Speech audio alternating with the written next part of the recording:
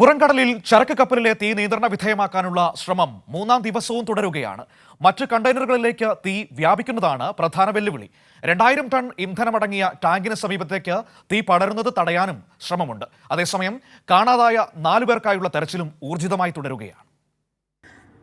അണയ്ക്കുംതോറും മറ്റ് കണ്ടെയ്നറുകളിലേക്ക് വ്യാപിക്കുന്ന തീ, ചുറ്റിലും കറുത്ത പുകയും ചൂടും, കടലിൽ വീണ കണ്ടെയ്നറുകൾ സൃഷ്ടിക്കുന്ന പ്രതിസന്ധി വേറെയും.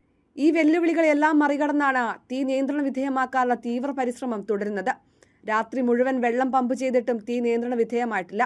40% ഭാഗത്തെ തീ അണച്ചെങ്കിലും 60% ഭാഗത്ത് ഇപ്പോഴും തീ പടരുകയാണ്. കോസ്റ്റ് ഗാർഡിന്റെ സച്ചേതും സമുദ്രപ്രഹരിയും കപ്പലിന്റെ 4 വശത്തും വെള്ളം പമ്പ് ചെയ്യുന്നുണ്ട്. 2000 ടൺ ഇന്ധനവും 200 ടൺ ഡീസലും കപ്പലിനകത്തുണ്ട്. ഇന്ധനമടങ്ങിയ ടാങ്കിന് സമീപത്തേക്ക് തീ വ്യാപിക്കുന്നത് തടയാനുള്ള ശ്രമവും നടക്കുന്നുണ്ട്. കപ്പൽ ഇടതുവശത്തേക്ക് 15 ഡിഗ്രി ചെരിഞ്ഞ നിലയിലാണ്. കൂടുതൽ കണ്ടെയ്നറുകൾ കടലിൽ പതിച്ചിട്ടുമുണ്ട്. കപ്പലിലുള്ള 650 കണ്ടെയ്നറുകളിൽ 157 എണ്ണത്തിൽ വെടിമരുന്നും രാസവസ്തുക്കളും ഉൾപ്പെടെ അപകടകരമായ വസ്തുക്കൾ ഉണ്ടെന്നതും മറ്റു കണ്ടെയ്നറുകൾ പൊട്ടിത്തെറിക്കുന്നതുമാണ് രക്ഷാദൌത്യം കഠിനമാക്കുന്നത്. ഇതുതന്നെയാണ് പരിസ്ഥിതി ഭീഷണി ഉയർത്തുന്നതും. തീ പൂർണ്ണമായി നിയന്ത്രണ വിധേയമാക്കാൻ ഇനിയും മണിക്കൂറുകൾ വേണ്ടിവരുമെന്ന വിലയിരുത്തലാണ് കോസ്റ്റ് ഗാർഡും നാവികസേനയും. അതേസമയം കാണാതായ 4 പേർക്കായുള്ള തിരച്ചിൽ ഇപ്പോഴും തുടരുകയാണ്. ഗുരുതരമായി പരിക്കേറ്റ 2 ജീവനക്കാർ ICUവിൽ ചികിത്സയിലാണ്.